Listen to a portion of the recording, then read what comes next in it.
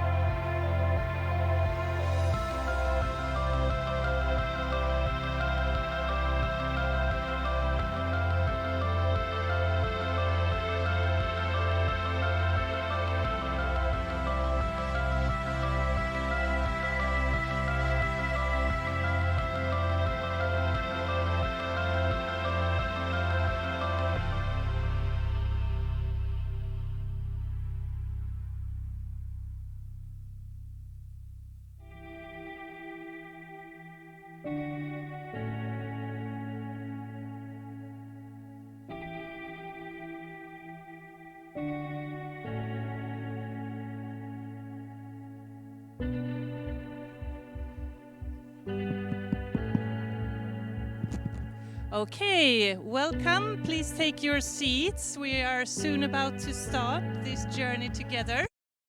So please take your seat. I will hand over to Universeum to start. Yes, welcome to Universeum and our Wisdome. Before we start, we're just going to take some, more of the boring stuff. If we need to evacuate, you find an emergency exit on your left, on your right, and up here. We have 3 different emergency exits. If you need to go to the toilet, me and my colleagues are going to be over here, and we're going to help you out. So you're going to find the toilet. So that was the boring stuff. Let's get into the more of the fun stuff. So welcome to our dome. Now we're going to show you the potential of this dome. So now you're going to tilt your chairs a little bit backwards. You can do that. And just enjoy the journey we're going out on. And we're going to turn off the lights. And you're going to hear the voice of me and my colleague Jonas. You're not going to see Jonas because he's back in the booth over there. But we're going to take you on a journey from cosmos to the canopy. So let's start, Jonas.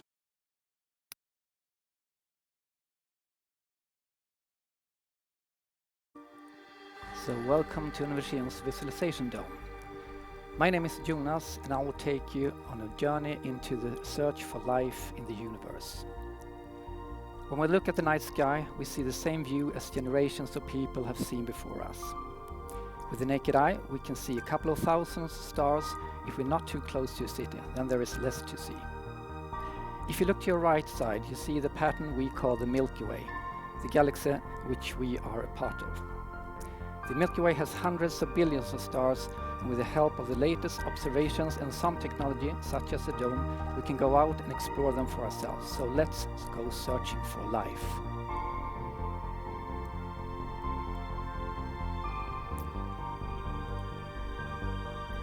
A star is not a good place to look for life. It's far too hot, so we want to look for a planet. Now we know that planets orbiting stars are common. Every blue circle you see shows a star that we know has one or more planets orbiting them. We try to come closer to one of them.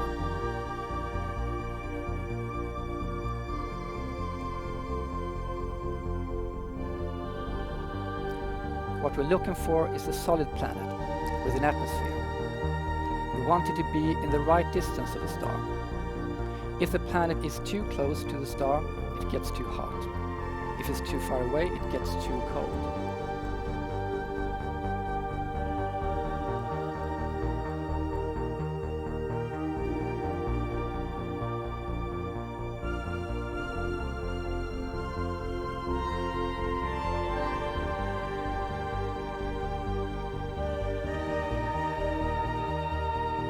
Here's a star that looks interesting. We'll take a closer look.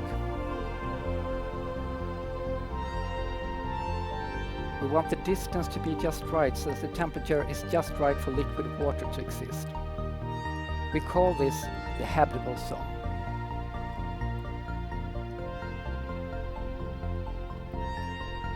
galaxy that is in the green area.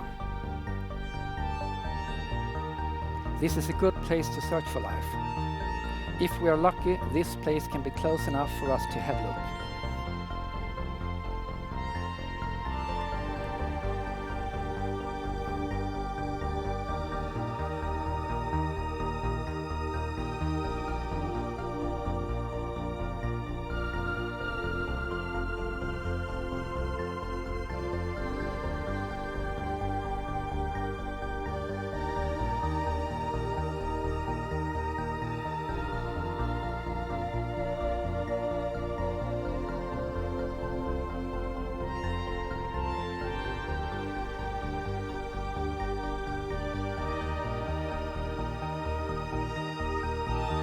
This looks familiar, doesn't it?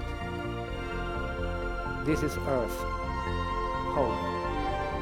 This is the only place where we have found life so far in the universe. A lot of all the data that we have about Earth comes from observations from space that enables us to see the big picture.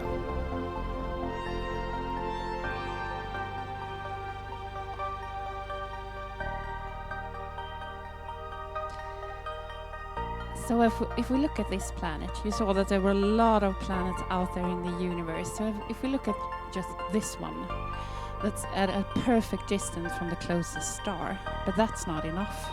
There's a lot of system that makes this one a perfect one for life. We have an atmosphere, you know, this complex system of gases that regulates our temperature and also makes us be able to breathe. But that's not enough either. We have the ozone layer that's a guardian from the harsh rays from the nearest star. And then we have the vast oceans. We have the polar caps. We have the freshwater systems.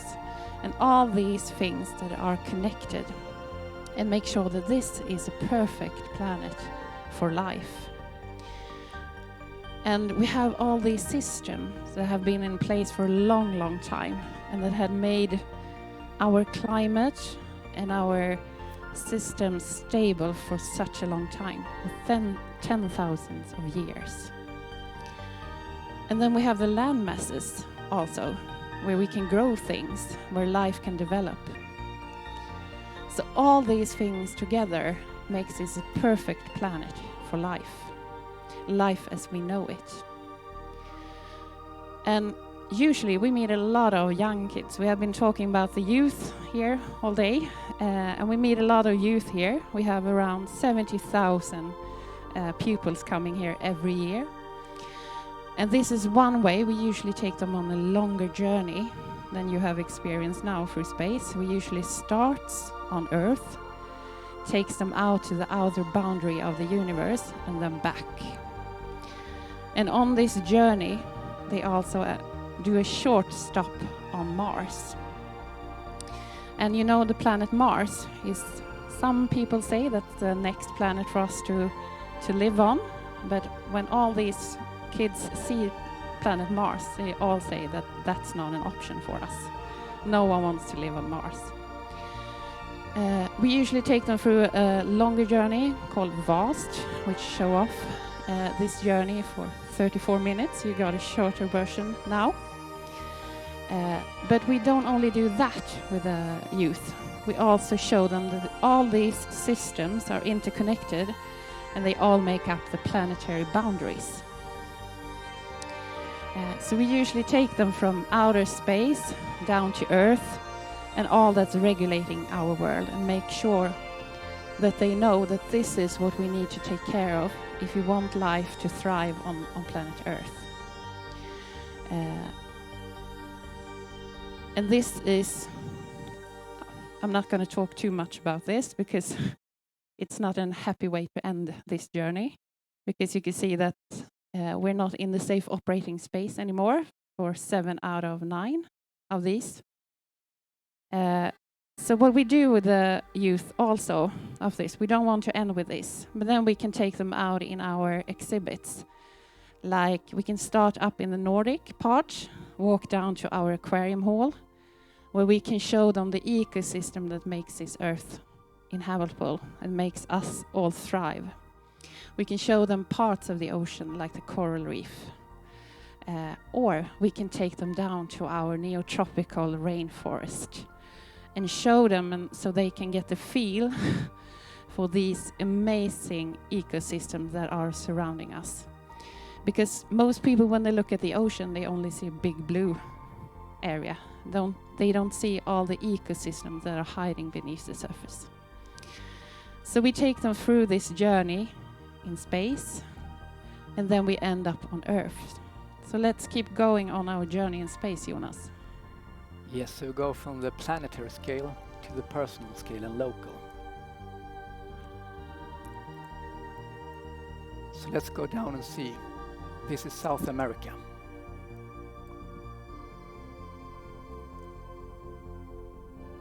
And we go to the west coast.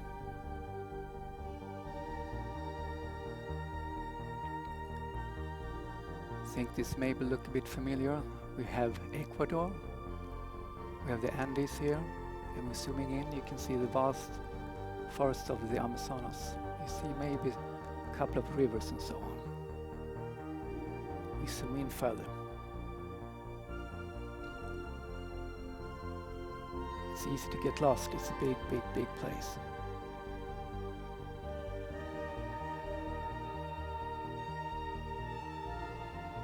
Maybe some of you feel more familiar than others.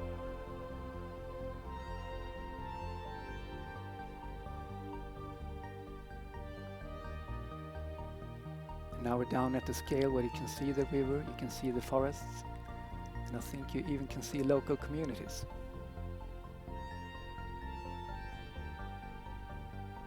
And this actually is the Charmenza community, the home place from one of the recipients of the Win-Win Award. Here you can see the houses as well. So welcome to Charmenza. This is the personal and local scale from the planetary scale. We have another winner, and I think that we maybe should try and see that place as well. So we leave the Amazonas.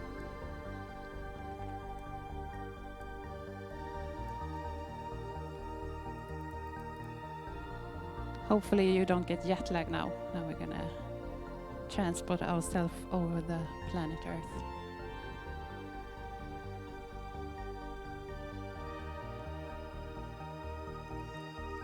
We should go over the Atlantic.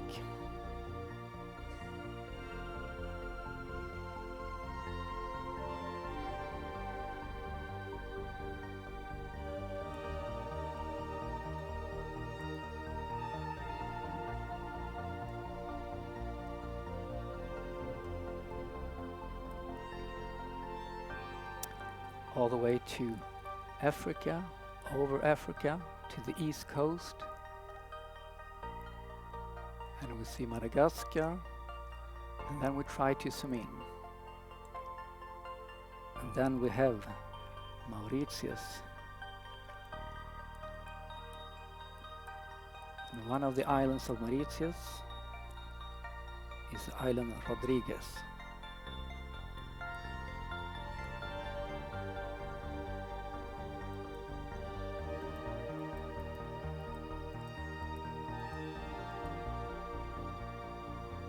This is a home place of the other recipient, Juan Pierre. So now we have seen the local scales as well, not only the planetary scales. Hopefully the two recipients feel a little bit more welcome and can see their home place in this scale.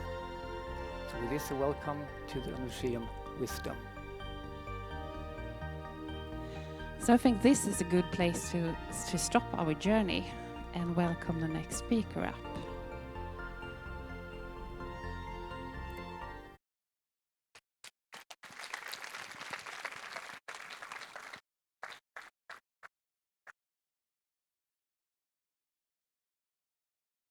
Wow.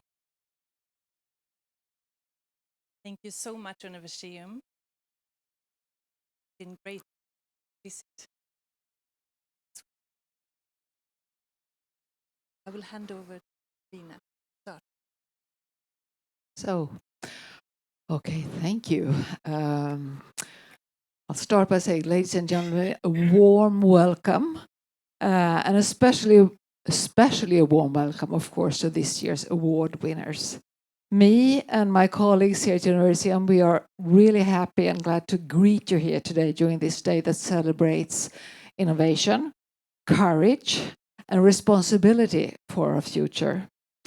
My name is Carina. I have the honor to work as a CEO here at Universeum, and I believe that we all in this room share the view that knowledge is a catalyst for transformation. So be it through groundbreaking research, through technological innovation, or transformational and educational leadership, I think that the work that is recognized by the Win-Win Award, it resonates deeply with Universeum's purpose. As the National Science Center of Sweden, we have, since our opening in 2001, worked to bring science, technology, and sustainability to life. And on a yearly basis, we meet more than 500,000 visitors, children, youngsters, adults, families, educators, professionals, and they are all from various backgrounds and age. And our mission is simple yet powerful: to strengthen knowledge and to build engagement and capacity for a sustainable future through science and learning.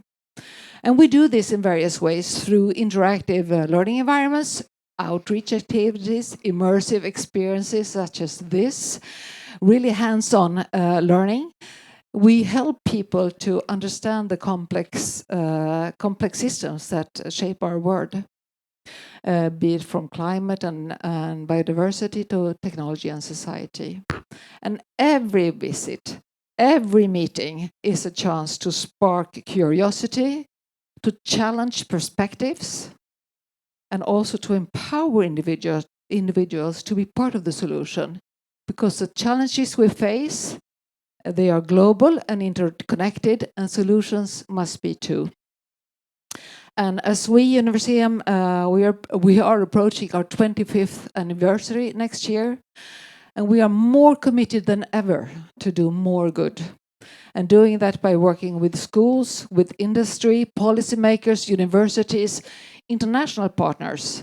We will continue to strive to build knowledge and resilience in society. And that is why also for us, the work done by Win-Win Award and this year's award laureates matter so profoundly. And I'd like to end by, on behalf of Universeum, saying my heartfelt congratulations to both of you. Your work is inspiring not only for us, for professionals and policymakers, but maybe most importantly for the next generation who will help shape our future. So with that, I thank you and wish you a continued great day.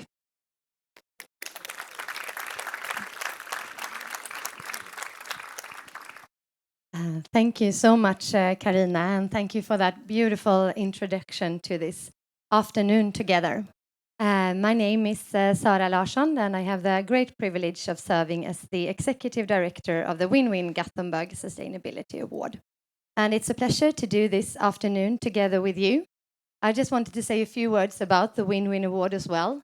The name Win-Win reflects what we believe in: solutions that benefits both people and the planet, that balances innovation and responsibility, and that creates values for this generation and the coming ones. And each year, our award has a specific theme that we highlight. For 2025, it's trailblazing leadership. That's a leadership that dares to challenge the status quo, inspire others to act, and turn vision into change. And you will hear a lot more from our 2025 laureates, Domingo Piaz from Ecuador and Juan Pierre from Mauritius, who demonstrates this beautifully. And with that said, I would also like to extend a heartfelt thank you to all of you for being here today and for all our collaborators. We very much look forward to this afternoon. Thank you.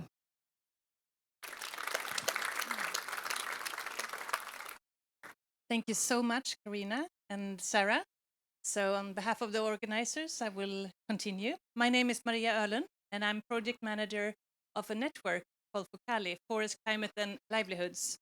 And we are bridging disciplines and sectors on interlinked forest biodiversity, climate, livelihood, food issues. It's all connected, as we hear. That's why we need to come together and collaborate. And that's what we're trying to do, to bridge this knowledge and bridging from local to the global level between knowledge systems and regions.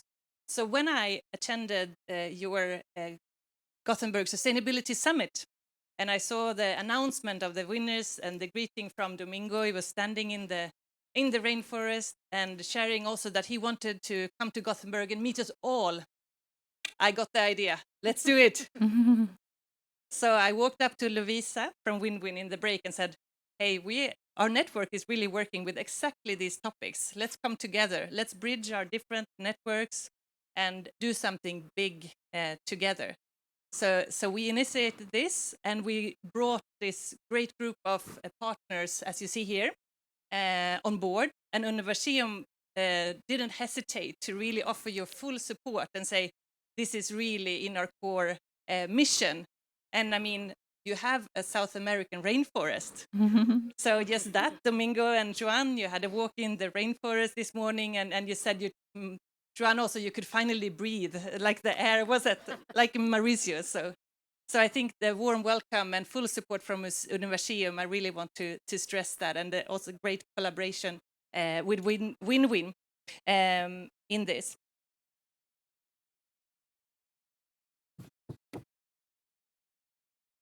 But I also want to thank all the co-organizers that we added, Stockholm Resilience Center, that are also part of the Win-Win jury and collaborating with you already.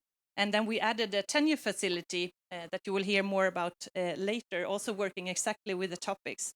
WWF, Raul Wallenberg Institute, and Focali, and our partners SIANI, we added to this family that also bridged different networks together. And as I said, that's what we want to do today, to bridge networks, weave knowledges across regions.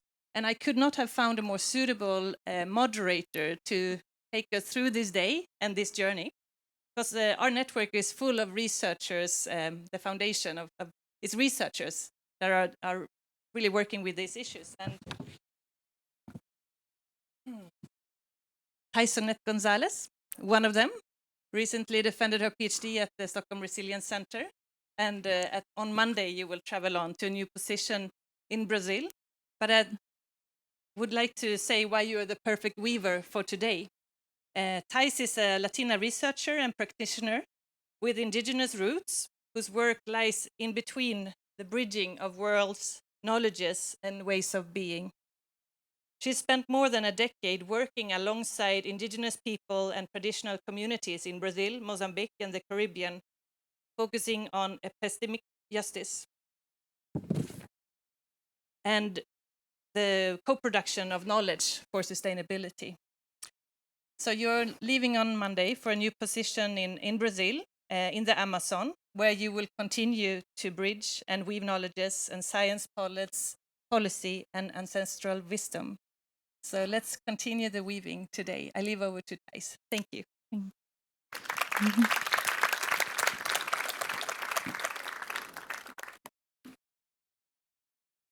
Thank you so much.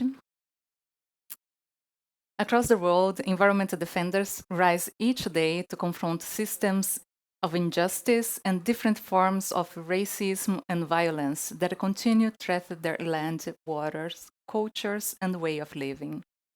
Their leadership is a daily dangerous act of love. It is inspirational, but also a call to stand together. The question guiding us today, both urgent and deeply personal, is how can we build alliance across cultures, generations, knowledge systems, languages, to really genuinely care for our shared home? In times of disconnection, polarization, and multiple crises, today let us begin or continue to unlearn and relearn together to reflect how we can act and stand as allies. So, It's with deep honor and joy that I welcome to stage our first round of speakers who will care with us continue this journey. So I will start with Domingo Pai. If you can please come and join us.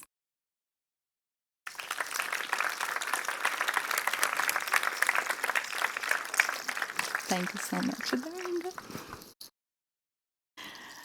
So Domingo is a leader, indigenous leader from Aguar Nation in Ecuador, and the president of the Amazon Sector Waters Alianza, the Alianzas Sagradas, and the recipient of the Win-Win Award 2025.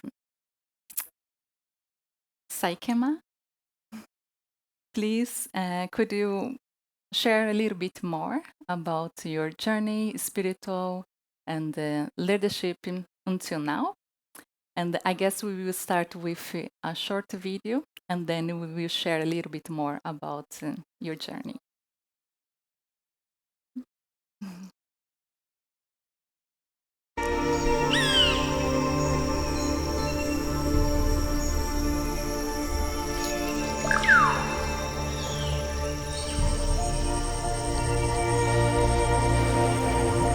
En cada país que me voy, cuando vuelo en territorios amazónicos de Brasil, de Colombia, de Perú, de mismo Ecuador, la inconsciencia del ser humano es lo que más me hace sentir a mí. La nostalgia es eso. Cómo el humano destruye a su vida.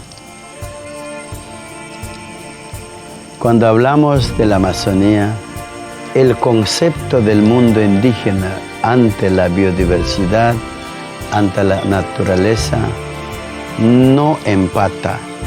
Nuestro concepto es un ser vivo.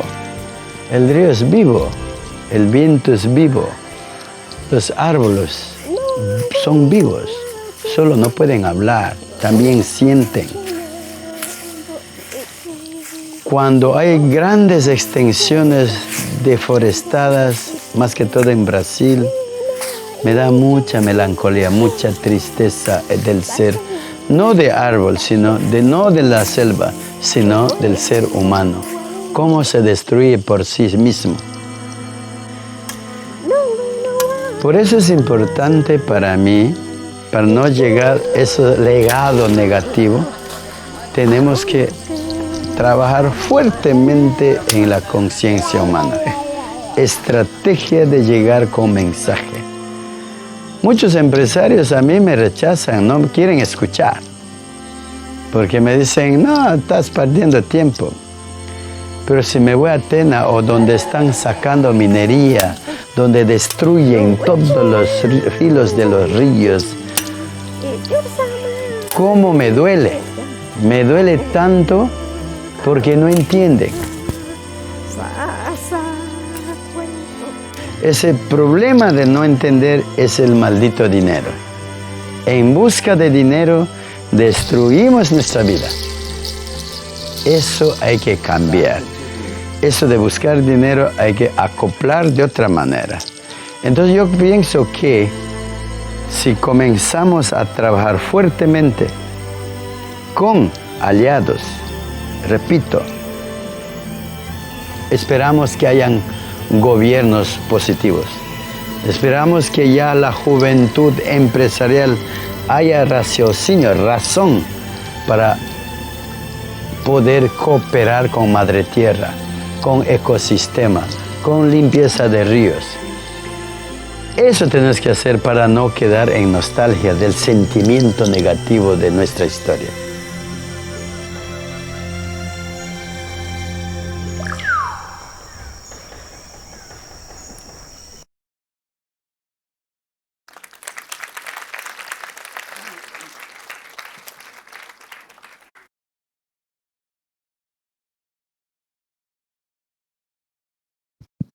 Hola, buenas tardes con todos, con todas.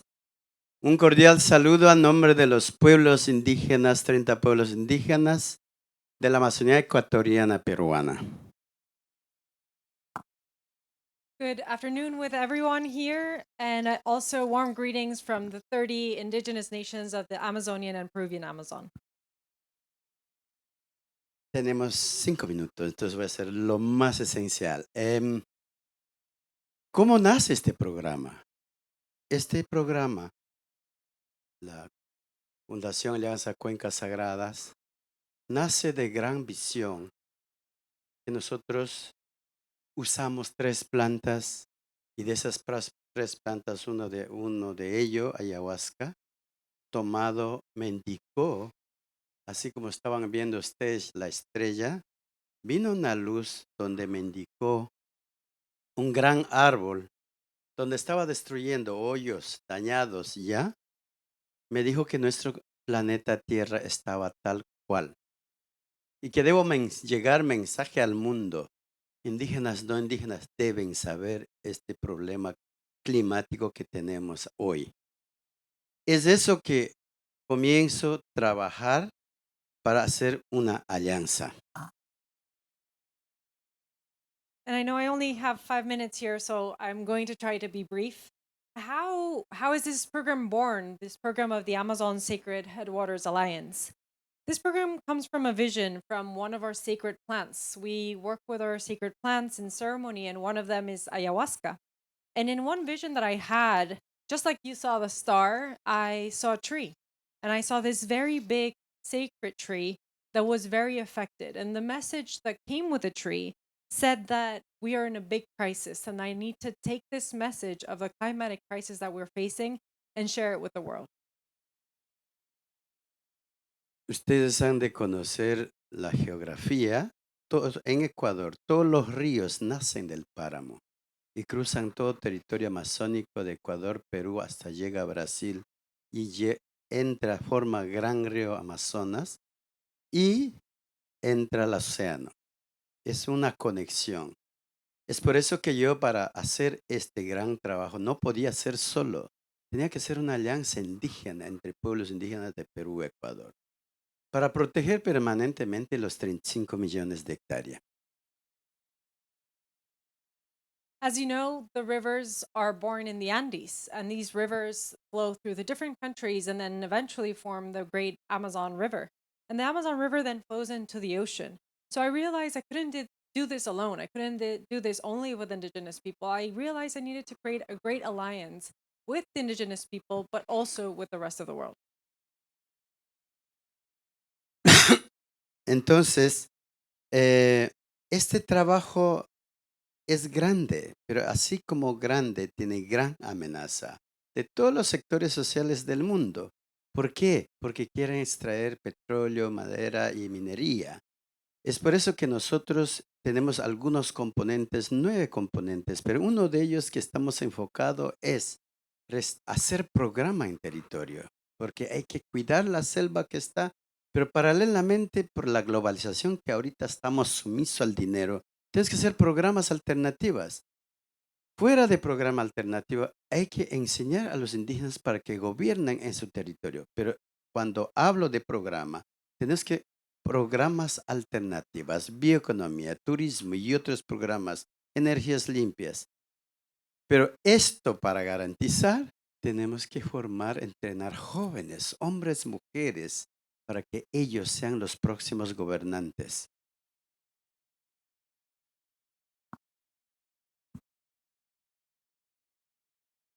And in order to do this work, we are facing many threats, as you know. Some of the threats are extractive industries like oil drilling and mining.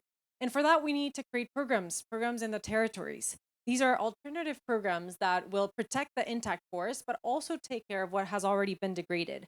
Some of these alternative programs involve bioeconomy programs, tourism, clean energy programs. But in order to do that, we also need to train the youth, because the youth are the next leaders. Para concluir, quiero hacer un gran llamado. La esperanza está en nosotros, en todos nosotros. Los indígenas solo no podemos sostener el problema climático, ni la sociedad civil solo, con fondo, economía, no pueden sostener. Tenemos que empatar entre indígenas y no indígenas. Tenemos que estar todos los niveles, gobiernos, políticos, universidades, hombres, mujeres, indígenas, y desarrollar juntos el próximo camino que nos viene. Pero para eso tenemos que enfocar, entrenar a la familia, a los estudiantes, a los jóvenes, que sean buenos gobernantes, porque próximamente nuestros hijos van a ser responsables de cada país, estén donde estén. Entonces es importante concentrar en la educación, no con fuerza, sino con humildad, con amor. El trabajo con amor nos va a dar más esperanza para el futuro. And I just want to say, and I want to make a call to all of you, that hope lays within all of us, within this alliance, because Indigenous people cannot do it alone. Civil society cannot do it alone. Someone needs to take care of the economy, and countries here can't do it alone either. So for that, we need to train the youth, we need to train our families, we need to change from within, because our children will soon take this on from us, and they need to be prepared. They need to be able to do it with humility, with solidarity, and also with love, because whatever we do with love is going to bring us more love. Para cerrar, toda la economía del mundo está basada en la naturaleza. Todos necesitan agua. Mucha gente dice que el tiempo es oro. No, eso es falso. ¿Quién de ustedes ha tomado o comido un grano o 2 granos de oro hoy día? Nadie. Pero todos nosotros hemos tomado agua. Agua, el tiempo es agua. Agua es vida. Por eso hay que cuidar. Muchas gracias. And just to finish, I just want to say that all the economy is based in nature. And for that, we need water, for example. Everybody says time is money or time is gold. But I want to ask you, who here has drank a little bit of gold today? No one. We've all drank water. So I just want to remind you that water is life and time is water. Thank you.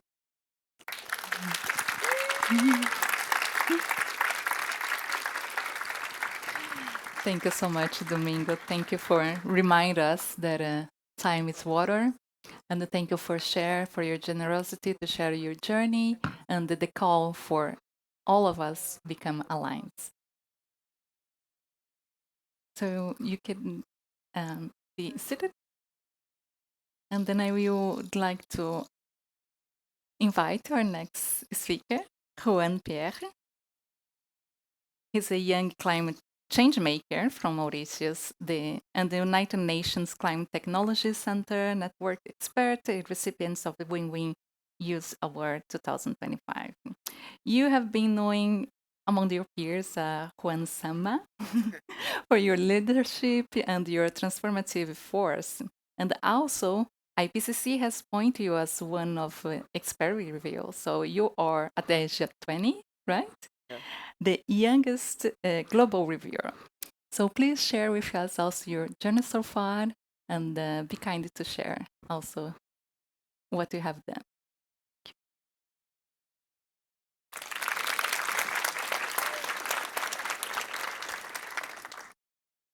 It gives me so much joy to finally see my Mother Earth, and thank you so much to Universeum for having made me see Mauritius after a while, because it's been 1 week, but I have yet to see Mauritius. Hello everyone, I'm Juan Pierre from Mauritius. As you may already know, it's a small island, you all saw it, and yeah, this is my story. So it all started because, scientific people, they all come and say, in 50 years, you probably won't exist, so you might as well just go around, go in Europe, go in Africa, go in everywhere, because Mauritius won't exist. And this is what they have been saying. This is what the stats has been saying. But there is something much deeper than it, much deeper than what you will see in the reports, much deeper than what you will see in the research. It is my roots that will be gone. It is my people. And everything that I care that will be gone. With no Mauritius, there will be no Juan. And I understood that as a young kid, because I don't want to live in another country. Mauritius is mine. And you can feel that within yourself. If tomorrow I tell you that Gothenburg does not exist, and you have to move out, and everything that you know here, and every people that you look at next to you will stop to exist, what will happen? And this is why I got my why. I started very young, because I wanted to do many things. And this is me in the National Assembly, where I was elected as Prime Minister, but I did not choose to actually do a prime ministership, because leadership in itself, to me, involves being the vessel of your people. And so I was like, I am so young, I can be prime minister for the next 5 next national youth parliament. So I took on the role of chief whip. Why? Because in my country, the chief whip is the intermediate path between the opposition and the government. Because my philosophy is very simple. If I am the bridge between those two different philosophies, if I could bridge two worlds like hot and cold, I would become much better and I would be able to learn. And it is by learning that today I am standing in front of you. All my work has been revolving about consensus, right? I went to the University of Chalmers, yes, and I talked about it because I really wanted to change the world, but by myself, could I change the world? If I come to you today and just tell you, hey, might as well just change it by yourself, you would say no. If you go to your minister and your parliamentary or your city council and you say, hey, give me 1 million for a project, they will say no for one simple reason. You are not entitled to represent your people unless you represent those people. And so this is what I did. I went across my country for like months and did surveys, and gathered 13,512. I will always remember this number. People to gather into our service, and yes, we lobbied. And now, I had the backing necessary to stand in front of my prime minister, to stand in front of a minister of finance and say, hey, I am not just Juan. I am part of a bigger alliance. I am part of a bigger movement. And I am only Juan, the speaker, the vessel that will amplify the voice of my people. And everything passed in that budget. We democratize menstrual health products for all of young women so that they are able to go to school better and feel better about their skin. We made internet free. We even, for the small island that you come, and I did not know that they knew that, but my ancestors come from Rodrigues Island, the small island next to Mauritius, and we raised 900 million rupees for sustainable development of Rodrigues Island. And all of that came from the youth. But a sensitized youth, a youth that came together. And this is my message to you. You will not be able to change the world by yourself. You will be able to change the world only if you create alliances, just like Domingo did, just like I did. And all of you here, you are able to do it because everyone in this room is a leader into themselves. And this might say hyperbolic, and you might have seen 100 quotes on Instagram, on TikTok, and I don't know how many new social media will exist, but change the people that are next to you.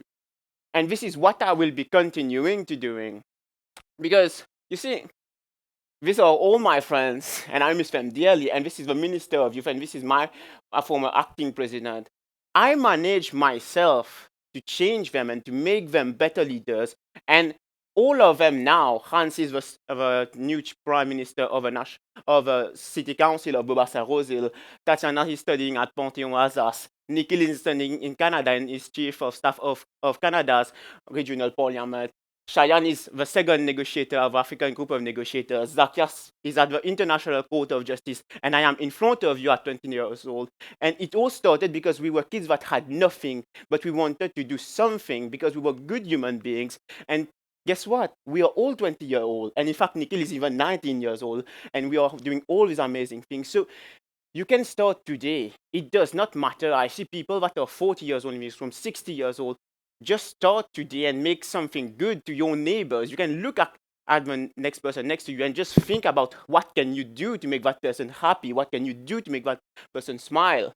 My journey is not yet over. This is a picture from my home.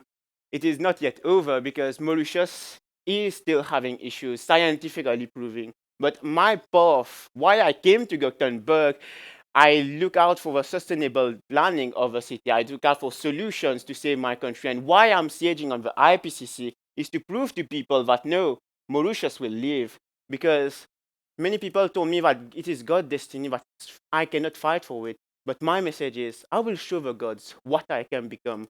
I will rewrite my destiny. And so my message to you is, look around yourself. In this room in itself, if at least one of you decide to rewrite the destiny, to change Gothenburg, to change Sweden, to redo whatever you want. But imagine if all of you do that. And this is how we would do a better world. I am Juan Pierre, and this is my story. Thank you. Thank you, Juan. Thank you so much, Juan. Yeah, you can stand there as well. Here. Thank you. Thank you for reminding us that the collective work is really important, and it's also impact so many of us in so many different ways, and for sharing your story. I would like to invite us now another indigenous leader, and also to recognize that we stand in some land. So I would like to invite Jordan Stenberg. It's a Sam Yoke and also a Hindier here, storyteller and actor. So he has served as the chair of Mola Sambi in 2 terms and is known for his work of sharing Sami culture. Please, Johan.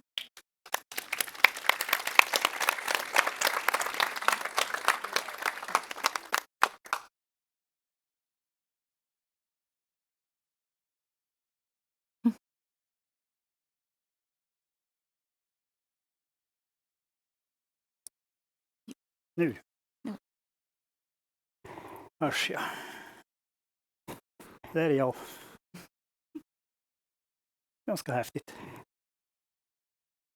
Yes, my name is Jörgen Stenberg. Reindeer herder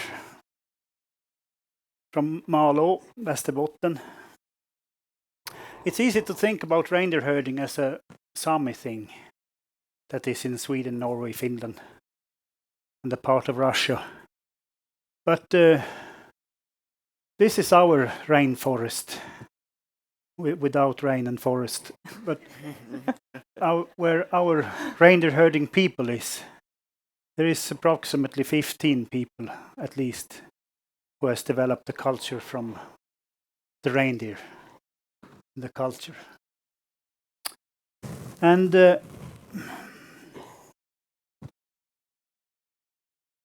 this is where my area is, my summer area, between 2 rivers, and this is 80, 90 kilometers long area. And we're there in the summertime, and during the wintertime we go towards the coast. And the reindeer is a very important animal in the Sami culture, because a lot of the culture has been developed around the animal and the animal's need. And this is our springtime migration when we move back to the summer areas. And the reindeer is an animal that react on humans' behavior and on human activity in different ways.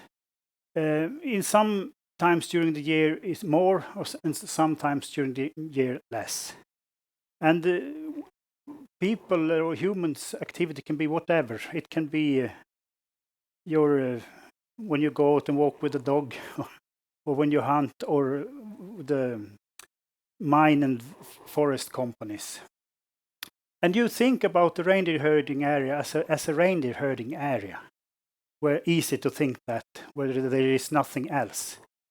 And when I will show you a picture about how my reindeer herding area looks like. The summer area. That's where my reindeers are getting their calves during the springtime, where they are growing their fat on the body during the summertime and in the autumn time. And nowhere in the reindeer herding area is there just a reindeer herding area. This is 5 windmill farms. It is 9 old mines. It is 1 big mine that is in use. The green dots is areas that has been cut down.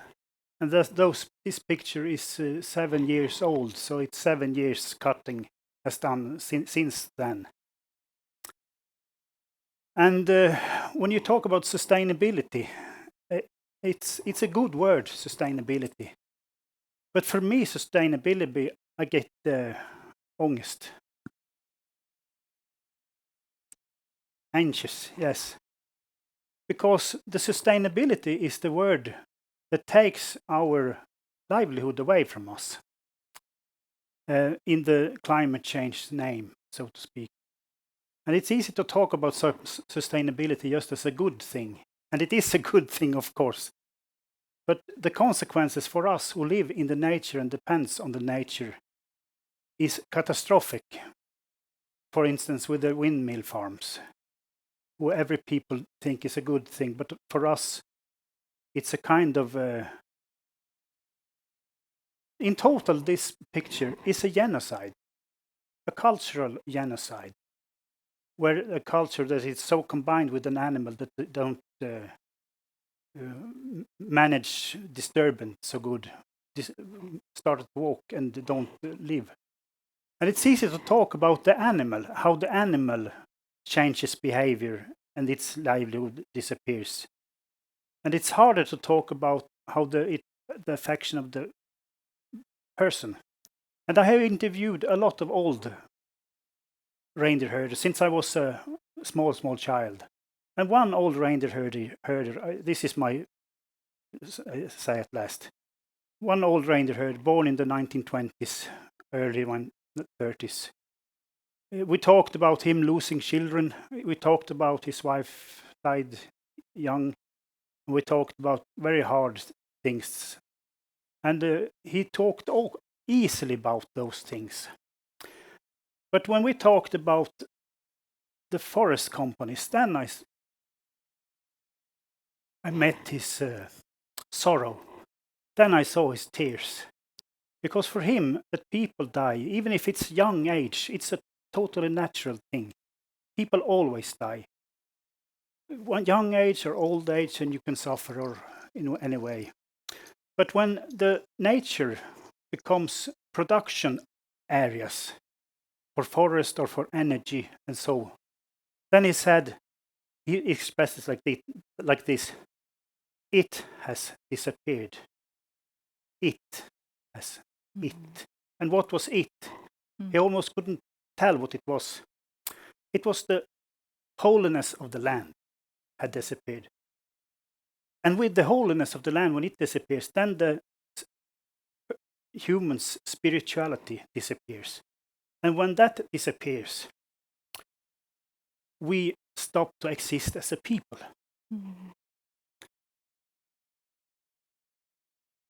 And that's so hard to talk about because the old Sami religion has been so banished and so undertryckt, eller ja. It's stigma. It's a stigma. Yeah, you can't talk about it. But when your holiness, the freedom of religion is a ground. It's very important in Sweden. We're very proud of that. But do you have the freedom of religion if your religion and holiness and spirituality is in the nature and not in buildings built by man? If not, how do you express that sorrow?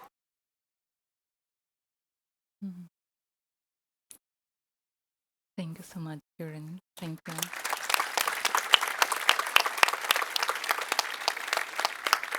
Thank you for sharing with us your place, your territory, but also showing how and make us remember that we are part of nature. Something that also we have heard here today. We are not in nature, but we are part of nature. So you three have shared a bit of your own journey and your own struggles, challenges, but also way forward. So how we can start to build it together, think about to recognize the challenge, and also something has passed on you, like the way of knowing, doing, and being, but also from generation receive this, and you're passing on to generations, right? So how to keep this wisdom, how to pass on this through generations, especially in today's world that is rapidly changing, that is facing new realities, super polarized, but also your resistance, right? It's like millennia of resistance, but also for the new generations, how to make your voice heard really. So you have heard from each other. I'd like you to comment on each other's as well. So if you could start with Domingo, and then Juan and Jordan.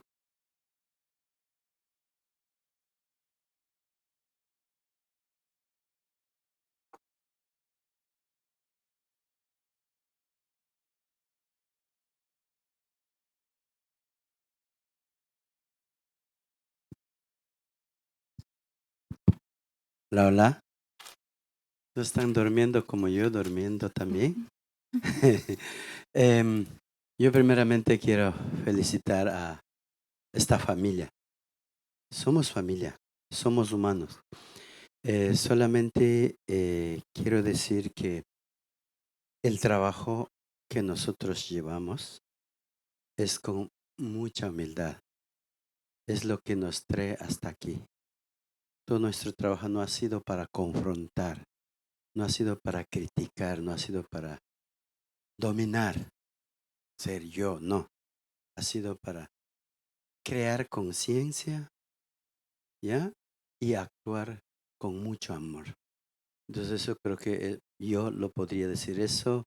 Todo el trabajo de Juan, del hermano George, es con corazón. Queremos llegar con nuestro mensaje a la sociedad. Entonces eso es, muchos no entienden, pero poco a poco van a entender. Es difícil, pero sí es posible. First of all, I want to congratulate my relative because we are relatives. And I also want to note that it is very clear that the work that we're all doing together is to create awareness. And this work that we've been carrying has been done with a lot of love because we bring our message and it's not easy to communicate that, but we do it with our hearts, with love. And that's the humility that we bring in our leadership. Thank you. Thank you. Juan. Well, I really love the fact that you brought out two great indigenous leaders in both of their ways because I feel very humble to be there. I am 20, and like I said, the most important thing to do is to learn, but practically learn. I would never have learned about your history if it was not to meeting you. And the same goes for Domingos. And now I feel a sense of responsibility because their memories depends on us all because the courageous fallen and the also the anguish that have fallen and c'est good that I love their lives have meaning because we the living, not just me, but we all the living refuse to forget them. And as countries like myself, my people, we rise towards our certain death, we will trust the future generation to do the same for us. And this is the message that I get from those two great leaders, and I can just say that I am humbled to be there by them and grateful to be learning on a daily basis with both of my big brothers, if I can say. Thank you.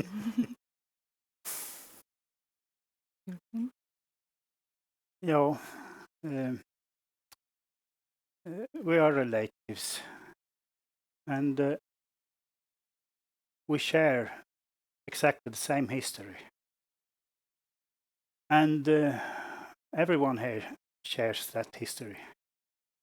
Because what we share is the history of colonization. And where indigenous peoples still exist and have rights, it is in areas where there has been low economic interest from other parts or other states. So it's a slump, vad heter det? It's a kind of coincidence who has what people has what people still has the culture alive today. It's a matter of what's under your ground or in your. It's not a matter of how good or strong ancestors we have had. It's a coincidence. And with the colonization is the pattern of the colonization. The loss of the culture and loss of language and loss of traditional religion and way of singing and whatever is all over the world. We share that. And as well as a non-indigenous people, you have to realize that you live in a colonial state. It's obvious in Australia or in England when the white man came there that it is a colonial state. But the picture with all those dots and things, the first Swede came there 1769. Before that, it was then the multicultural community started by the arriving of the Swedes. I often say that to Swedish racists in that area, that it is you who has brought the multicultural here. And they don't agree. But I think it's an education issue. Oh. And last of all, I have to say, this is old Sami way. When you take place when you make a house or when you're building a court or whatever you're doing, if you're cutting a tree down in the old days, and also today in some families, very important to ask for permission. And it's easy to think that it's about ask permission to the spirits or the ghosts or whatever you call it. But it can be that, of course, but mostly it is about yourself. If he's done using something and I take it because he don't need it anymore, it's obvious he don't need it anymore. If I just take it, or if I ask him, can I take your coffee cup? I see you're finished, and then I take it. It changes your way of being as a human person, human being. It happens, makes something. And that I hope that we can take from the Sami way into the big society. Yeah. Thank you so much. Thank you. And thank you for reminding us to, as Juan said, to refute to forget. So, and thank you for educate us. Now you're going to the next round of speakers. I would like to ask you to sit down, and Maria can help us with the shifting.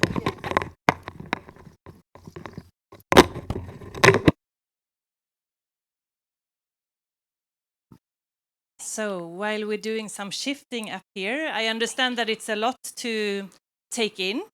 It's also 2 hours sitting down, and you haven't yet greeted anyone next to you. So while we're shifting some microphones, you can all just stand up in your seats. Don't run away anywhere. If you don't need to go to the toilet, there is, of course.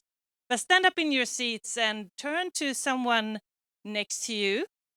Maybe you can greet each other, who you are, and you can say one thing to your neighbor that you think you will carry with you from what you have just heard.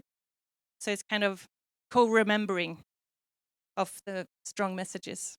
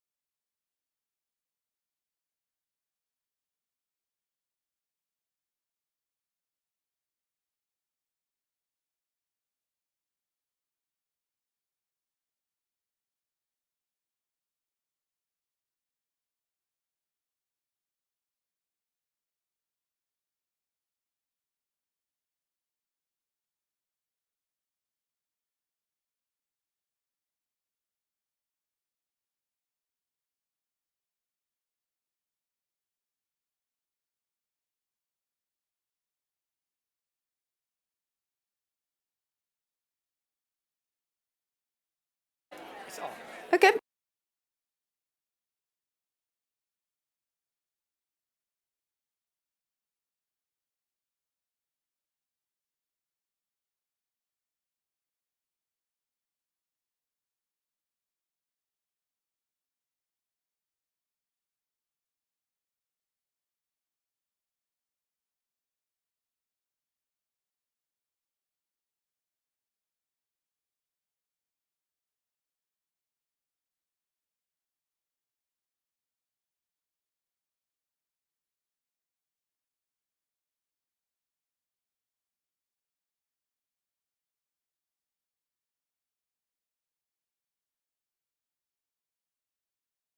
I can. We will soon start, and I would like Jessica Lopez to come up and help me with a thing. Jessica, I can't see anything. Jessica, another star in the Focali Research Network. Yes. So welcome.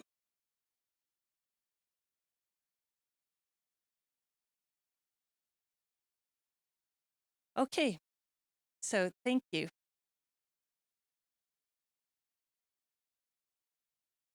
Thank you so much.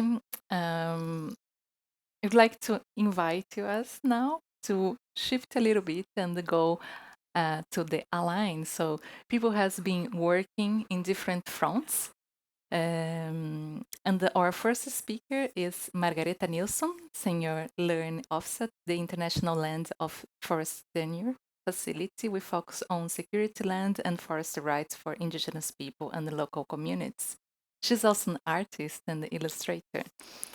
We are living this decisive moment where urgent calls of being made to ensure rights, safety, and dignity of the environment defenders and also human rights defenders and nature itself.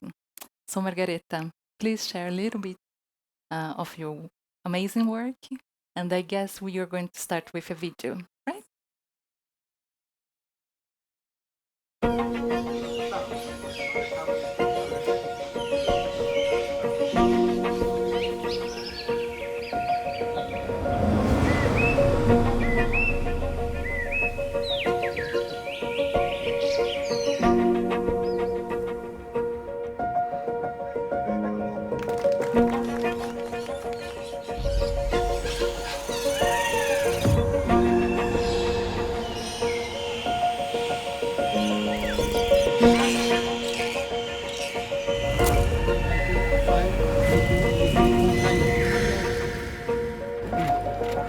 Selebrasi dong!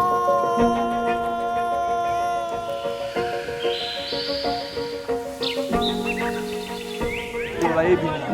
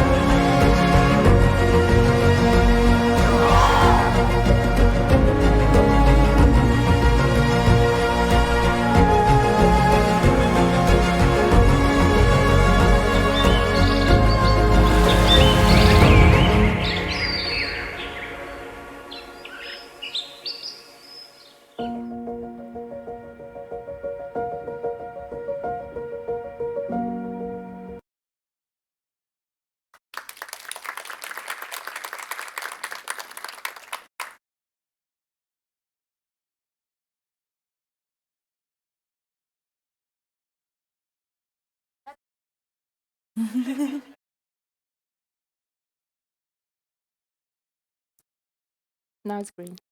Yeah. I just happy to be here just to warm up a little bit.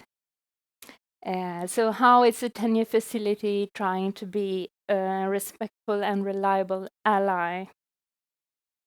Well, as you may have gotten from the film, but just to clarify, the Tenure facility is an international foundation that partners with indigenous peoples and local communities or their close allies in 20 countries in Africa, Asia, and Latin America. In Latin America, we are also working with Afro-descendant peoples. We do that to support their land rights, their fights to protect and keep their ancestral lands and territories, and to be able to live decent lives. The way we do this is by raising funds and providing those funds and technical support to projects that they design and implement. Last year, 2024, our partners improved the tenure security on 34 million hectares of land, that is about the size of Finland, and achieved formal recognition of their land rights on about 5 million of these hectares. And formal recognition, when I say that, it means, for example, community forest concessions, land use certificates, or collective land title. So it's a state that recognizes those rights. And what's key here is this. It's our partners who design and manage their own project. Our role is to facilitate their access to funds and to the training and policy spaces they demand.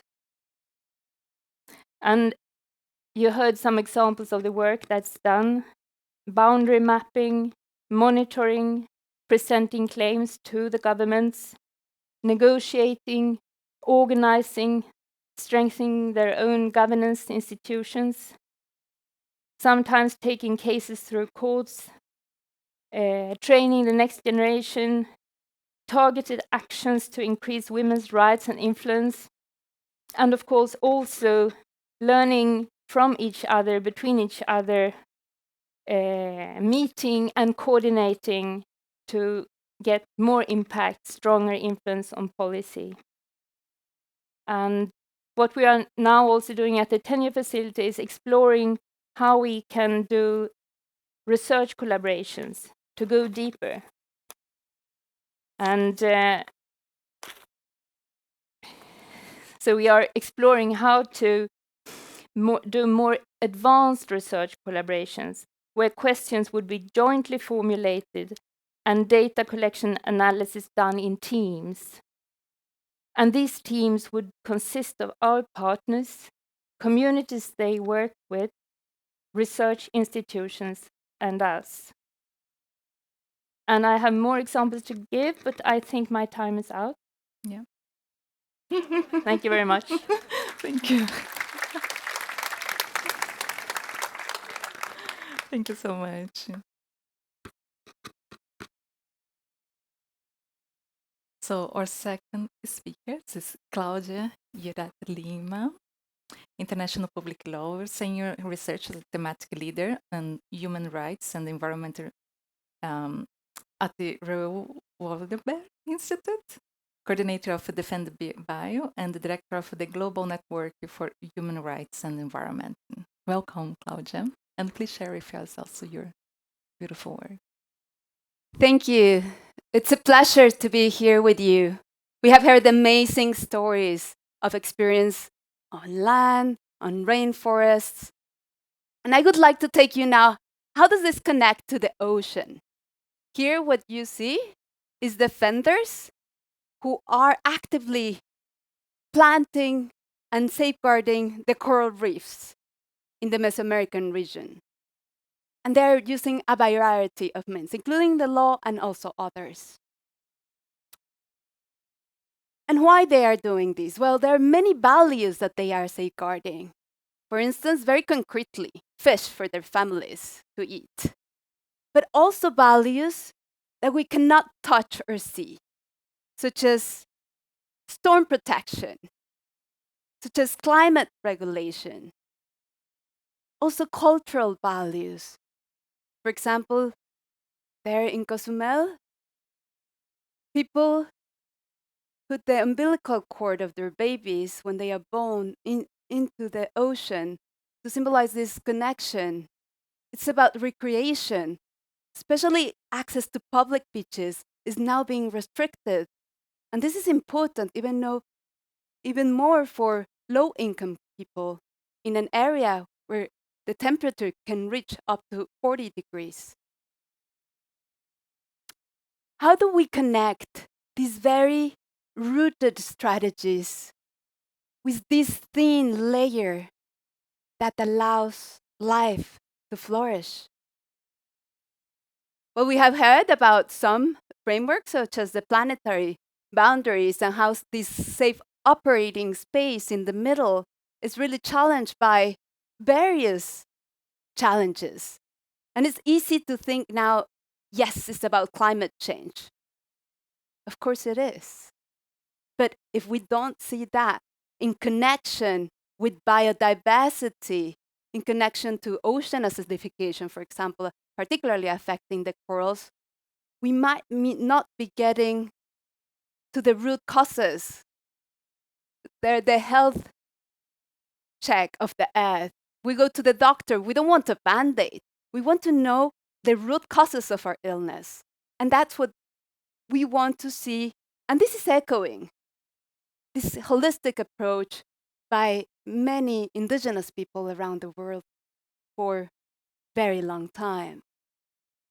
And this crisis is also intertwined with another crisis, the crisis of environmental human rights defenders.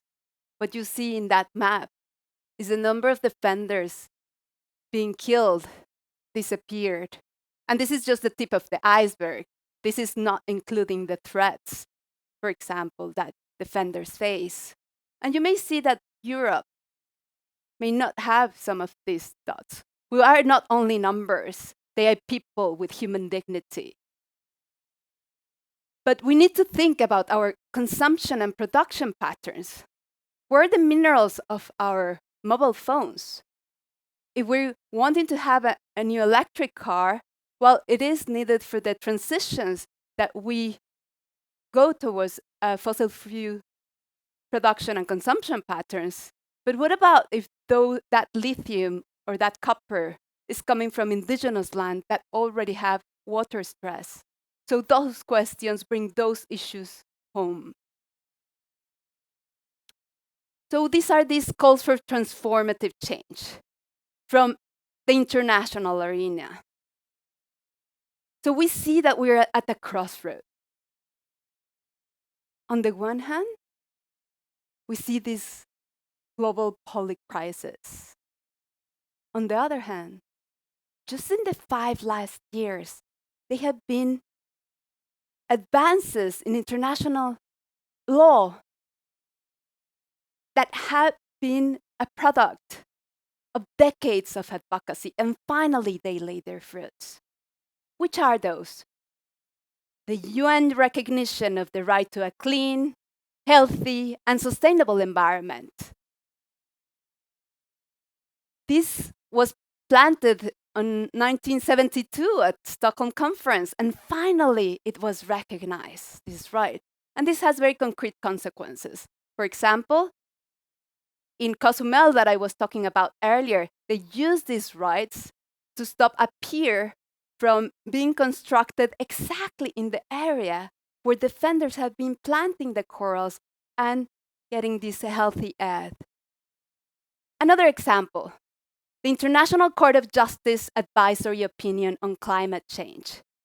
This was very much triggered by students in the Pacific, who of course are victims of climate change disproportionately, but they show us that they are also agents of change. The Inter-American Court of Human Rights advisory opinion, specifically having a section on defenders, connecting civil political, economic, social, and cultural rights. The International Court of Justice telling us that climate obligations do not only derive from the Paris Agreement and climate-specific treaties, but also from human rights law and other treaties such as the Convention of Biological Diversity. So I would like to end with this picture that was taken in 1990 from space, and Sagan Book, who invites us to take a look at this small, pale dot.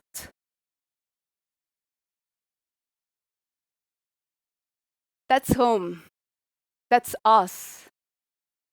Everyone who you love, everyone who has ever existed, has taken place there.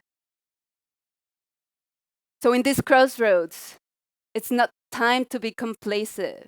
It's not time to be passive. It's time to be assertive and bold.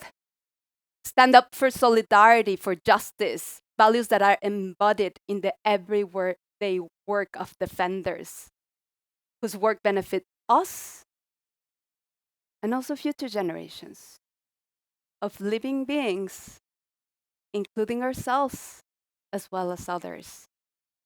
So thank you very much, and I very much look forward to continuing this conversation. Here you have the LinkedIn of our Defend Bio project. Of course, this is a collective work, and we look forward to continue working with you. Thank you. Thank you.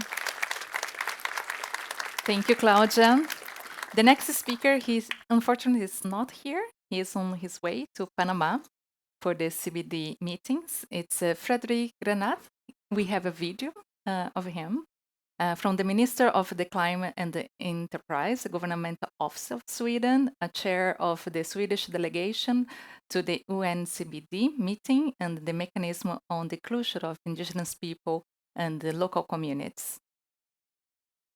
Juan, my name is Frédéric Grenat and I work at the Ministry of Climate and Enterprise in the Governmental Offices of Sweden.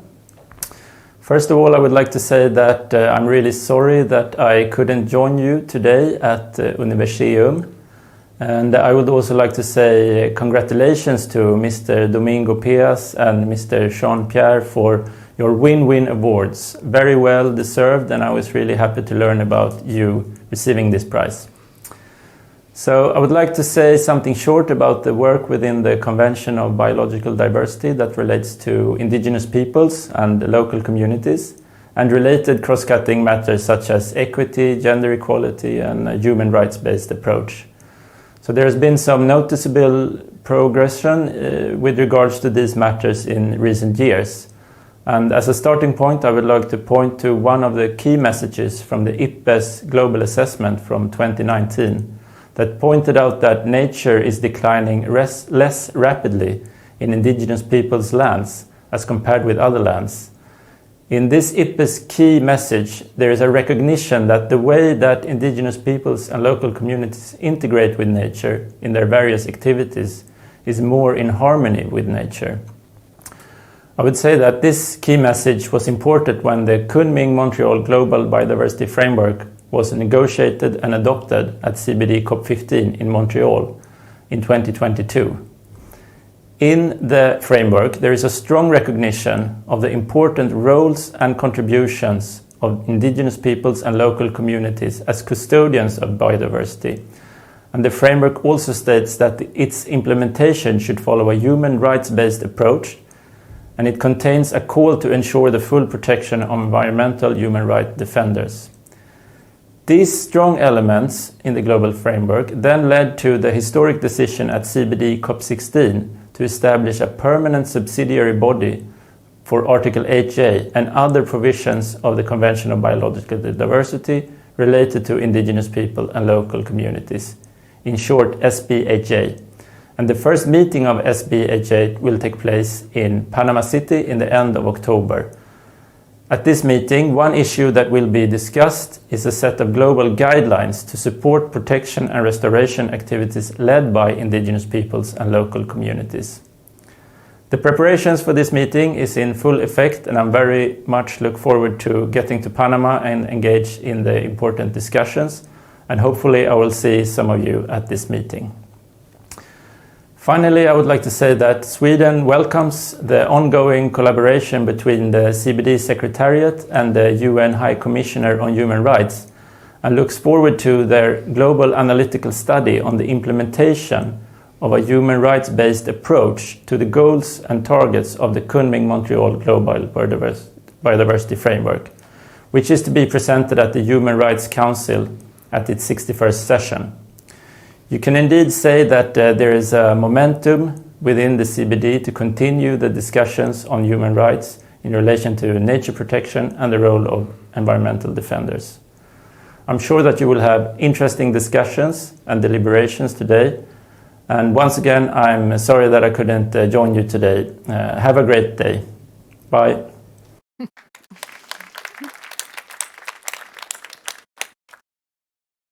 We are a little bit late on your schedule, but I would like to invite the three first speakers again to the stage. And we could have some reflection from Domingo, Juan, and Gordon on their collaboration with non-Indigenous people and how to build alliance.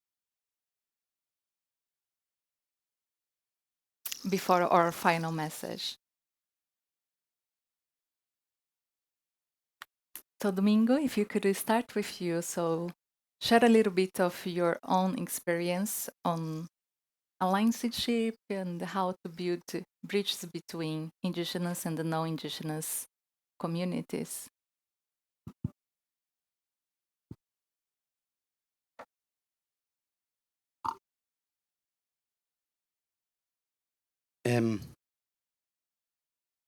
Todos hemos cometido errores, tropiezos hemos tenido, y eso enseña para el propósito de la vida.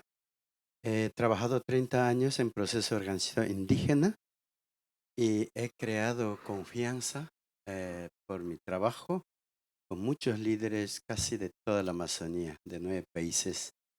Eso fue el primer paso de crear esta conexión entre indígenas. I'll try my best.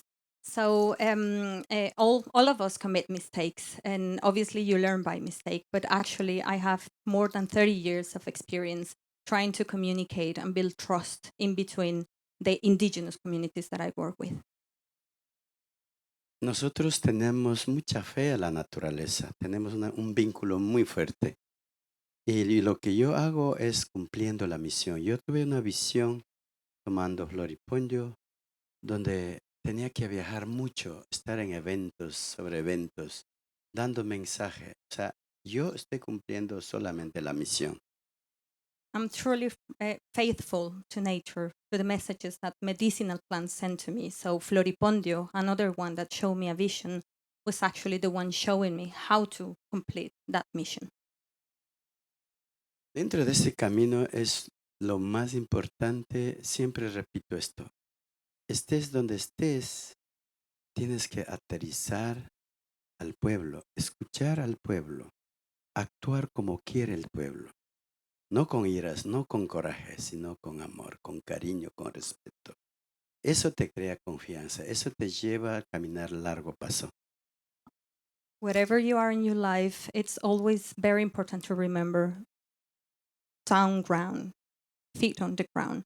This creates solid confidence, and this creates a clear messages with the people that you want to build up with. Y lo otro, esto de cómo hacer puente indígena, no indígena, es llevar trabajo con propósito colectivo, o sea, no para mí, sino para todos. La Amazonía da vida a la humanidad, el aire puro, ríos volantes para todo continente. Cuando hablo de esto, aunque no importa dónde estén, les interesa, es verdad. El aire es de todos, entonces ese interés colectivo va creando la amistad de todos los lugares donde ando. The way I do this is actually trying my best to communicate the experience that I have with the flying rivers, the Amazonian as the creator of air. And this is how I bridge basically my own knowledge with the non-Indigenous people. And this is how it flows. This is actually my honest and humble message. Para concluir, el trabajo que ahora estoy enfocando es la restauración, reforestación que hay que hacer urgente para la Amazonía. Y lo otro es enfocar a la juventud, entrenar a los jóvenes, invitar a los jóvenes para que sean nuestros sucesores, porque ellos son próximos gobernantes. Entonces el trabajo que hago es para todos. Eso es lo que hasta ahora me ha traído acá. Y gracias al programa de Win-Win, antes no tenía conexión a esta zona, ahora estoy tejiendo también este lugar. And to conclude, I'm working in two specific things: restore and reforest the Amazon and bring youth into the equation. I'm truly grateful. This is my way to continue. I'll keep on working, and thank you to Win-Win to bring me here, because this is another part of the planet that I will keep on working in, building and collaborating in my network. Thank you. Thank you. Juan? Well, to conclude, I have maybe 3 pieces of advice for you. Very simple. The first one is be able to forgive yourself, right? What I mean by that is I did a lot of mistakes in my life. I've been called a cheater, a liar, and everything what you ever think could be said. And then so I get hate messages every day, but I am able to forgive these people because I acknowledge that maybe there is jealousy to them, maybe they wanted to be here, maybe they did not have the opportunity because there is an alternate scenario where there is another Mauritian. All my friends are as deserving as me to be on this stage.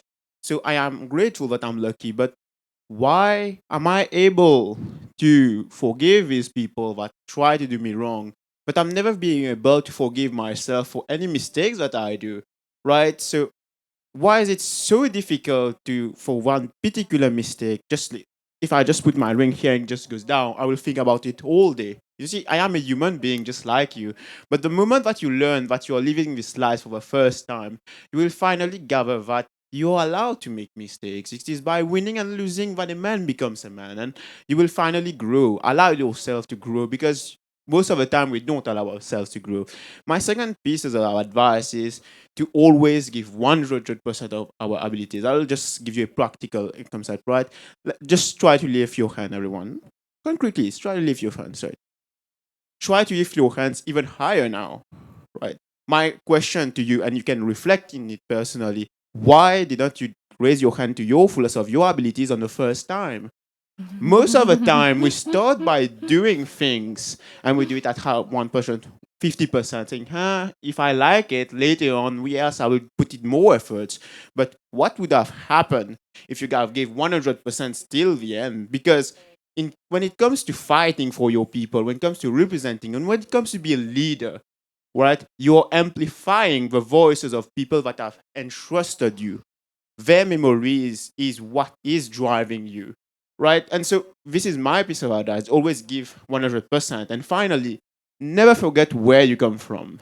I am very proud to say that I come from a small ghetto in Mauritius. I am very proud to say that I am an African. I am very proud of my background because this is who it makes me. My voice came from there. My mannerism came from there. And my drive came from there. And so I would end by saying a quote in my own language. Moi, mon nation, et ça grade là, mon mérité. I am a small Mauritian, and this will be always who I am. And you, are you proud of being from Gothenburg? Are you proud of being from Sweden? And if you are not from here, are you proud of where you are coming from? And if you are not, think about it, because you will finally find yourself and you find your why by knowing only who you are. Thank you. Thank you.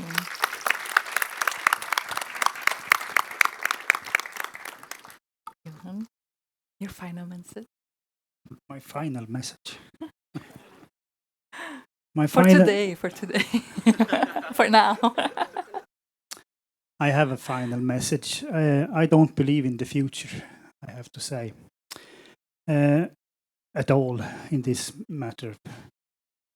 70% of the lichen, the food in the wintertime, has disappeared, say the researchers for the reindeers, and 1% disappear every year, coming years. And if you're a family who has that amount of food to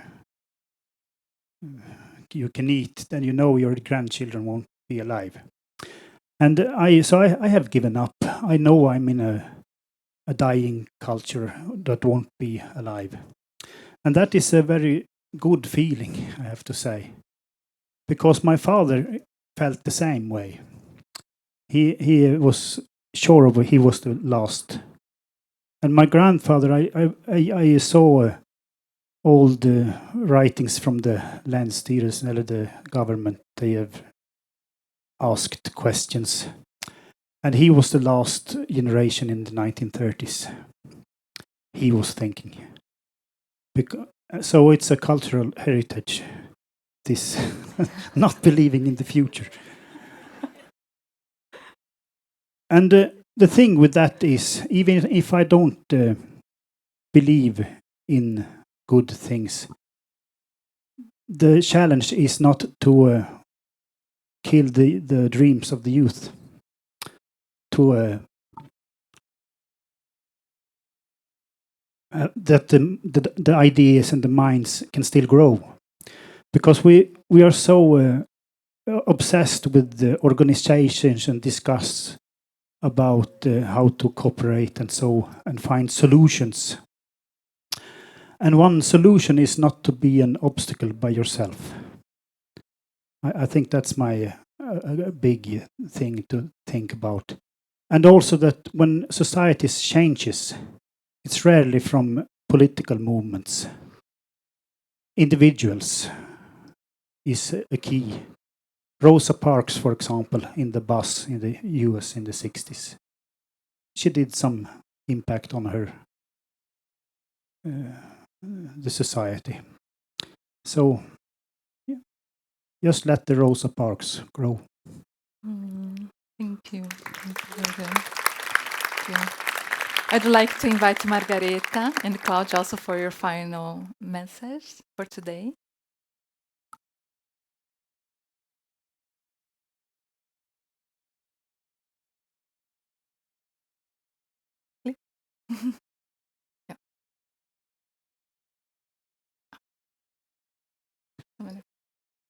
Yeah, please. So instead of a final message, I would like to ask you to stand up, and my minute, I want to make it a minute of silence. A minute of silence for every environmental human rights defender that has given its life, not only for their own community, but actually for this fragile living earth upon which present and future generations depend on.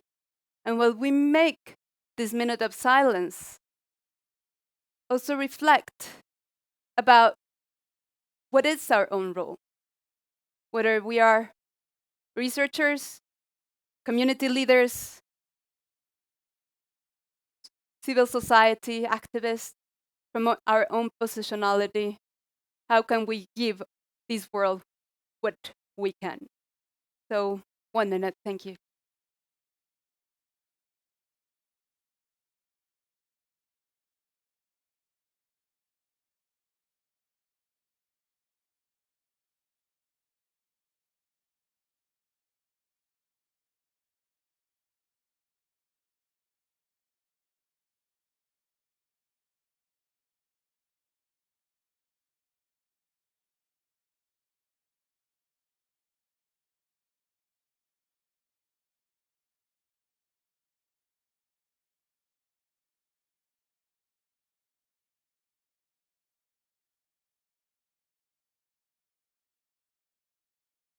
Thank you. Thank you, Claudia. Margareta.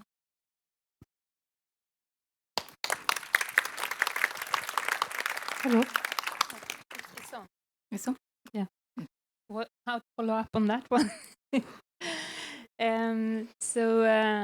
I just would like to reiterate something said by Jean-Pierre earlier today, which is about listening. We have had a fantastic few hours of listening today, and I think when I have been talking to big leaders earlier in my life, that's a message that comes back.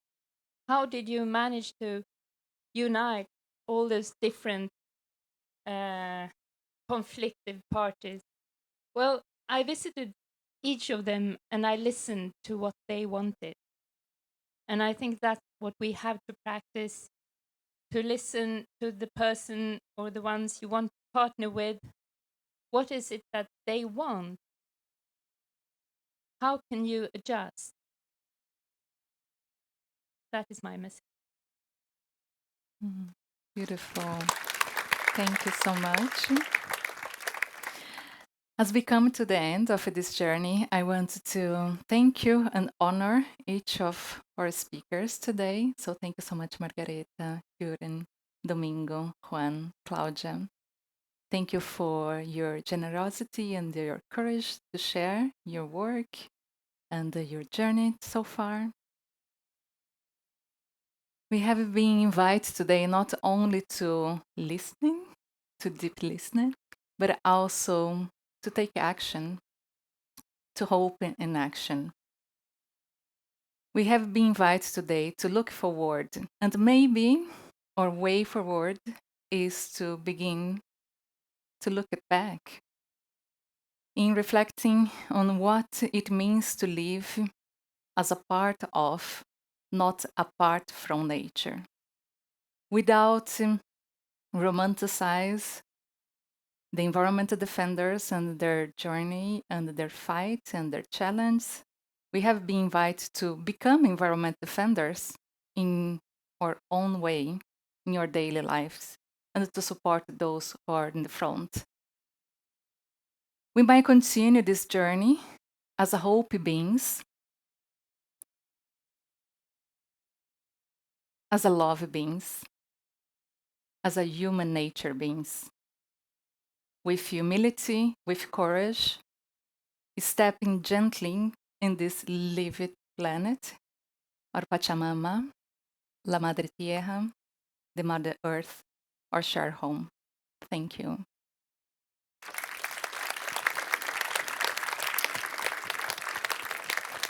And you'd like to, yeah. We have 10 minutes more, or a little bit less, because we are going to have a Juren at the end. But if you have some questions, very briefly, because 5 minutes for our panelists, please raise your hand and we try to find you. Yeah, Maria?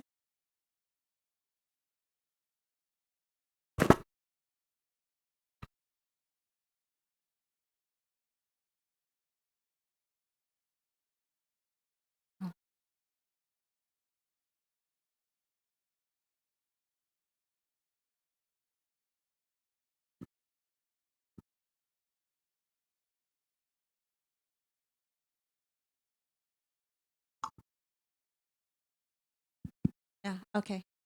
The map that was put up explaining where the windmills and the deforestation, I didn't quite understand which areas were which.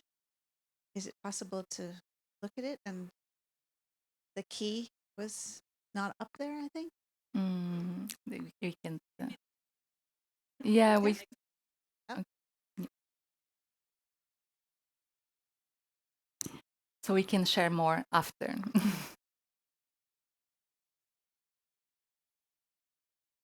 Yeah, thanks so much for this. I really share Jürgen's sort of sentiments for hopelessness, because it looks very bleak.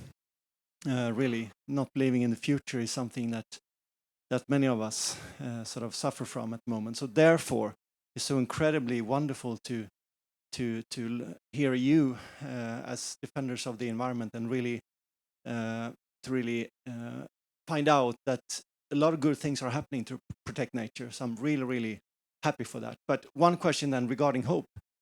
We heard from the representative of the Swedish government some minutes ago that there is a process going on about protecting the environment in terms of the CBD process. So there are international negotiations going on about this.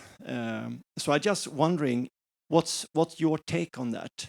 Is that a reason for being hopeful? Is that going in the right direction? Do you believe that world leaders actually now are taking biodiversity seriously? Thank you.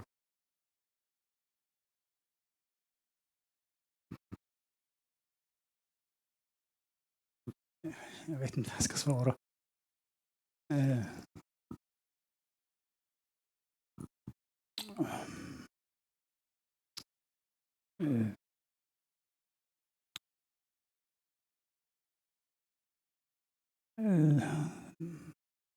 Ja, det där var kanske ett svar nog. No, a lot of good things is happening. It's so easy to see all the things that don't happen, and you get blinded. There is a lot of good people in the Länsstyrelsen and in the Skogsvårdsstyrelsen and all those styrelser, and politicians who has a great deal of knowledge in environmental. So it's a lot of good thing is happening, but it's like when you are in a boat on the Medelhavet, vad det heter, Mediterranean, and is a refugee and the boat is sinking. You don't care what is happening in the world.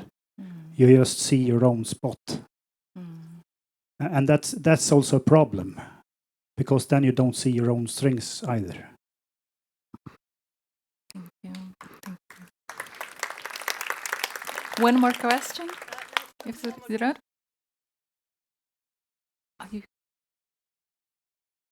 Yeah. On the hope question, we live in turbulent times. We have been talking here about specifically environmental issues, but we know there are other issues in terms of wars, in terms of other issues coming. So should we be hopeful? I think we have a responsibility to be hopeful. I've been meeting with so many environmental human rights defenders from all over the world. Some of them that are having their family threatened, and they still wake up in the morning and have hope. They still go and use the law to enact change. So, in my own positionality, I feel this responsibility to have hope, to act and to do every day what I can. And this is really, I do believe that there are some advances being done at the international level. I have participated in many conventions of biological diversity. At some point, I have realized that yes, they are important, but unless those advances are grounded on local realities like the ones we had now, we may be at risk of being again in the state that we were before in terms of the Aichi targets, that not a single one of them was achieved.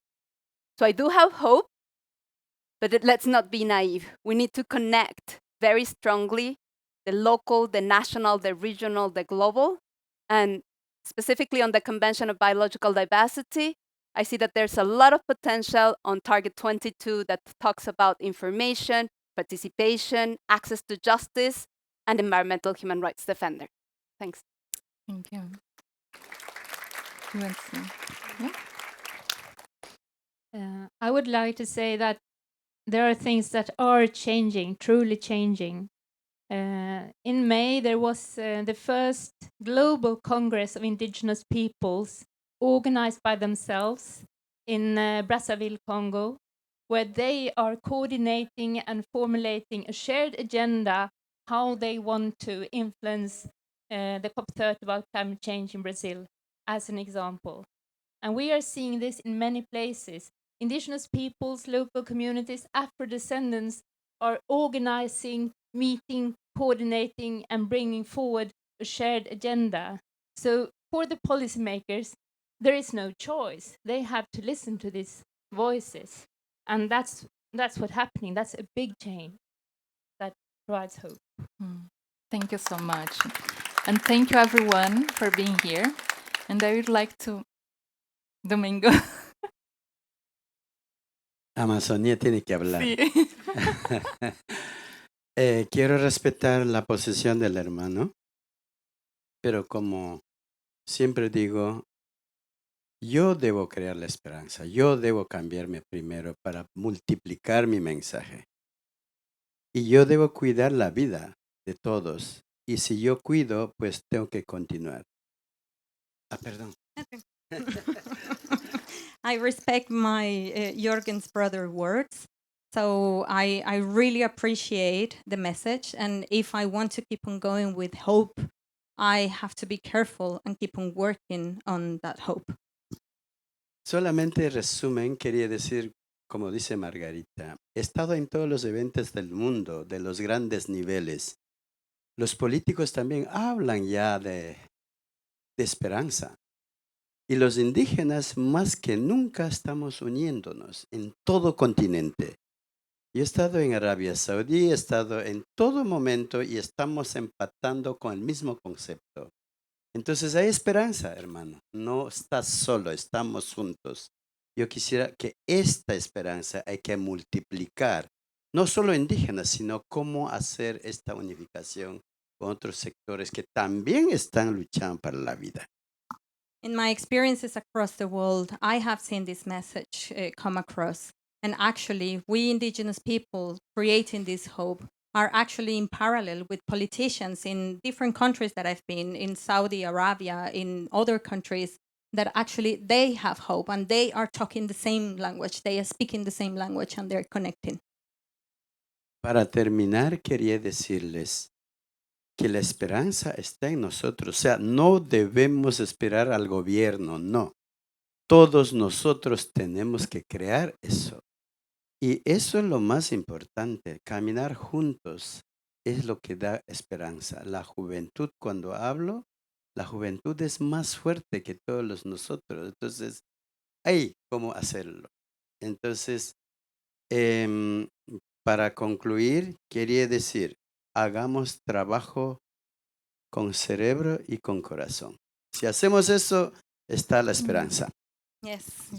We will walk together. We will try to, oh my gosh, I cannot. We will work together. We are fighting together and we will rise and we will fight together. So the hope is still there, my brother. Don't ever stop and we will continue. And thank you so much for being here. Vamos, juventud, vamos. I am looking at the time, so I'll be very simple. So, because, and what I want to ask you is, when you see us, me as a youth in front of you, do you get hope? When you see us, all of our youth across this room, do you get hope? Sell us our dreams. Only us can realize it. Thank you.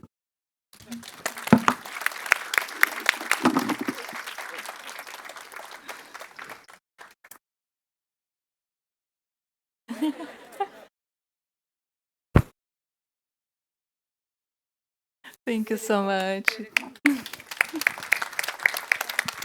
Now the floor is yours. I haven't introduced myself. My name is Jürgen, but I am.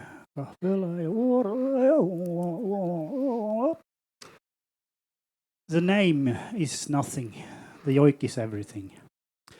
And I talk about very hard things and the black things, so to speak. And how do you choose to live life that this has so many threatened so much? My son, he was 6 years old when we were with the reindeers.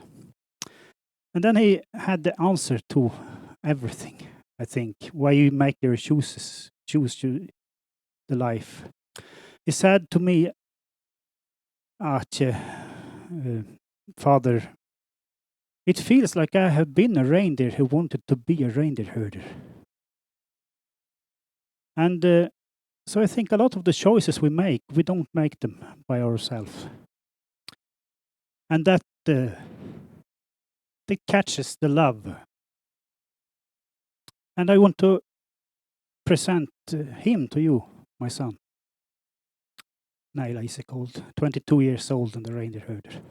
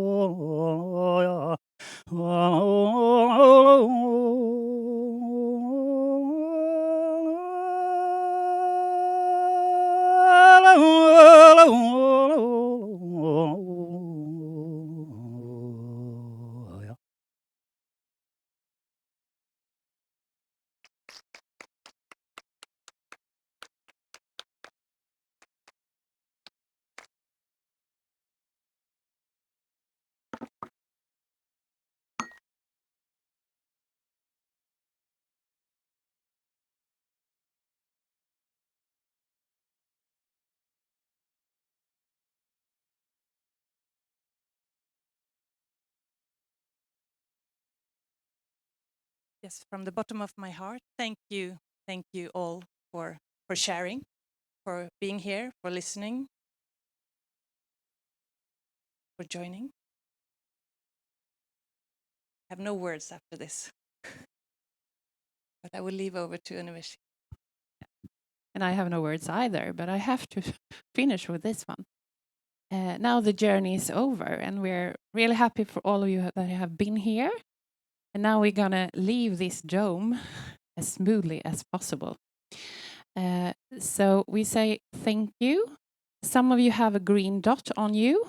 You're gonna join us for a guided tour through our rainforests, for example. So you can send, when you get down, all with the green dots, you can move to the table with Swedish fika on it. The rest of you, we say thank you for today. Hope you have a great day and hope we see you another time. Thank you. But all are okay. All you have a ticket. You can walk around Universeum on your own, even if you're not part of the guided tour. There was only room for 60, so all the others you're free to explore as well. Thank you. The exit on this side, so you have to walk this to this side. This side is the exit. This side, this side. So this side, if you want to go out. Yeah, because you're going to end up in a locked room otherwise. So the exit on the right side. So this way.